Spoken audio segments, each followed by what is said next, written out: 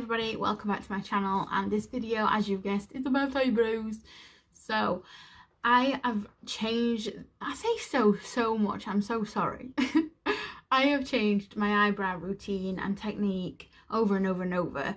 Like, I'll insert pictures of how my eyebrow game is just, it's changing year by year, and I think right now is the best it's ever been. We elevate our makeup game throughout the years through growth and learning new ways of doing things and what works with our face, what works with our skin, etc. So my eyebrows these days are quite natural compared to some days I used to do them, so you'll see.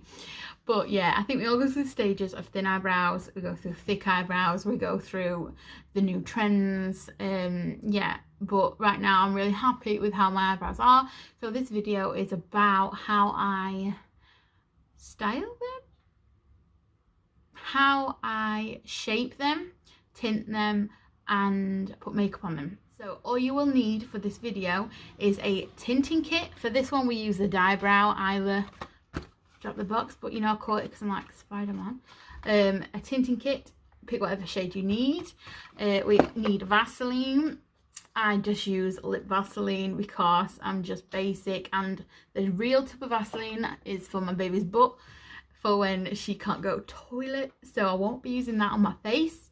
So grab any Vaseline that you've got. An oil, you'll see why. We need a spoolie, so mine's still got product on it. This is the finished look, by the way. You can see how red I am. Spoolie, you'll need probably 2 of these, but they do come in the tinting kit. You'll need a sexy headband, some scissors, some tweezers, some cotton buds, and some waxing strips, if I've not said already.